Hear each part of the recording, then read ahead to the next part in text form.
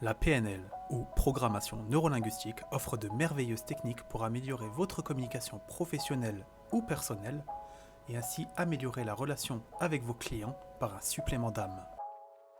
De nombreuses techniques issues de la PNL existent pour améliorer la communication avec vos clients et cela en adoptant une communication plus émotionnelle. Cette vidéo traitera des techniques suivantes. L'utilisation des questions ouvertes, la synchronisation verbale et la synchronisation non verbale.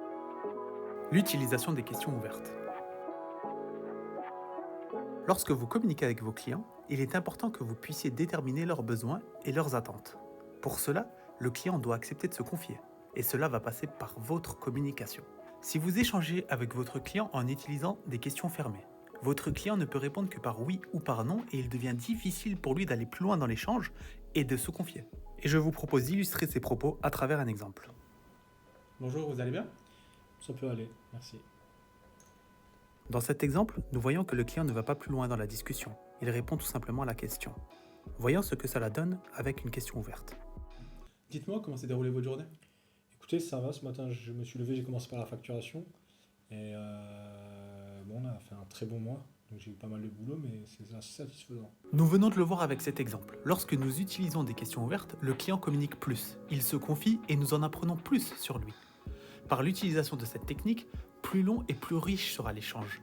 Vous pourrez en apprendre plus sur lui et naturellement, vous pourrez mieux le conseiller et plus le conseiller.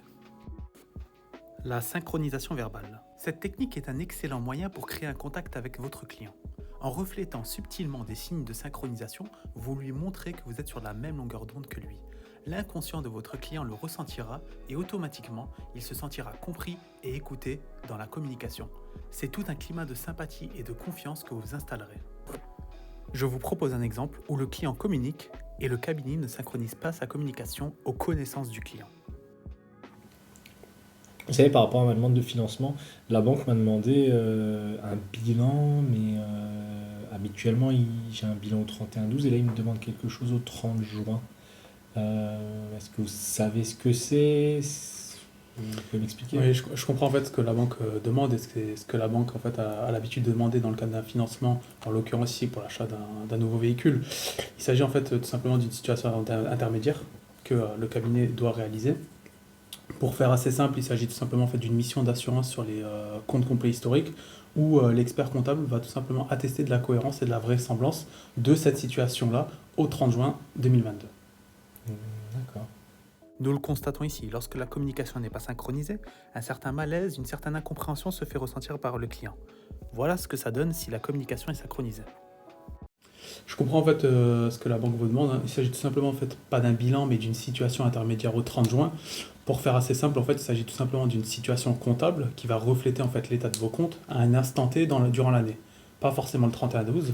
C'est ce qui différencie en fait justement la situation du bilan, mais qui va donner une image de l'entreprise à un instant T, en l'occurrence ici, une image de votre entreprise au 30 juin 2022. D'accord, ouais, c'est clair. Je vous propose d'analyser la dernière technique, la synchronisation non verbale. La synchronisation non verbale repose sur les mêmes codes que la synchronisation verbale, sauf qu'ici, elle reposera sur une gestuelle, une corporelle synchronisée. Si le client ne remarque pas que vous imitez ses gestes, son cerveau lui le remarquera et enverra un message fort à son esprit. On me comprend et on m'écoute.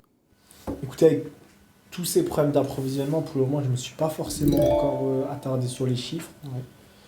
On va dire, ce qui m'intéresse pour le moment, c'est de finir les chantiers. Mais après, j'ai un carnet de commandes assez rempli, donc j'ai bon espoir pour la fin de l'année. Écoutez, là-dessus, moi je ne me fais pas de soucis pour votre entreprise, hein, et comme on l'a annoncé tout précédemment, le cabinet là, il va vous accompagner et ça va justement démarrer avec la réalisation de cette situation intermédiaire.